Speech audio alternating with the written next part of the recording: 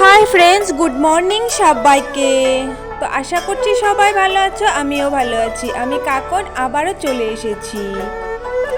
তো বজালি জেলার ছোট্ট গ্রামটাকে স্বাগত।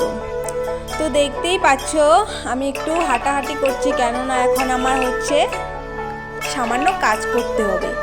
তার জন্যই আমি কাজের জন্য যাচ্ছি, তাই ভাবছি তোমাদেরকেও একটু নিয়ে যাই সাথে। তো দেখাচ্ছো আজকের ওয়েদারটা যে এত ভালো, কি বলবো, অসম্ভব। এই কয়দিন তো এত রৌদ্র ছিল বলার বাইরে, কিছুই করা যাচ্ছিল না। ফ্যানের হাওয়াটাও গরম। আর যাদের এসি আছে তাদের তো কপালটাই ভালো, যেহেতু আমাদের এসি নেই, তার জন্য আজকের ওয়েদারটা ভীষণই ভালো। তো বাইরের এক ঝলক তোমাদেরকে দেখিয়ে দিচ্ছি। তো এখানে আমি ধুয়ে রেখেছি লেচড়ি আর আলু, ধুয়ে কেটে পরিষ্কার করে নিয়েছি। আর কে কে লেচড়ি খেতে ভালোবাসো কমেন্ট করে জানাবে তো।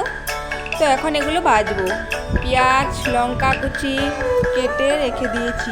আবার কড়াইতে সর্ষের তেল দিয়ে দিয়েছি গরম হতে। তো ওখানে কালো জিরা ফোড়নে দিয়ে কাঁচা লঙ্কা আর পেঁয়াজ দিয়ে একটু হালকা নাড়িয়ে চাড়িয়ে নেব। তো বেশ খেতে মজা হয় লেচড়ি আর আলু ভাজিটা, ভীষণ টেস্ট হয়।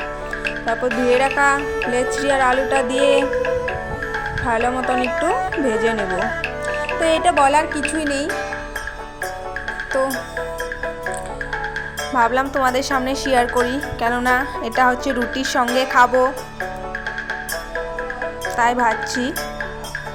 আর কে কে রুটি দিয়ে এইভাবে আলু আর লেচড়ি ভাজা খেতে পছন্দ করো, অবশ্যই লাহে করে কমেন্ট করে আমায় বলবে।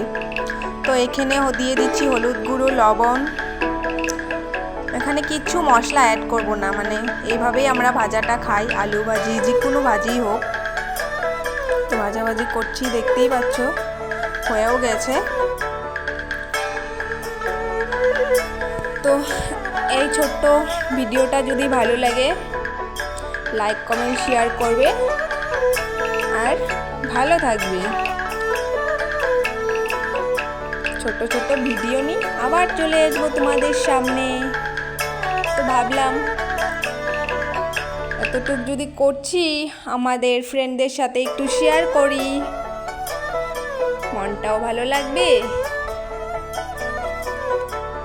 তো ভালো থাকবে, সুস্থ থাকবে, দেখা হবে নেক্সট ভিডিওতে। বাই।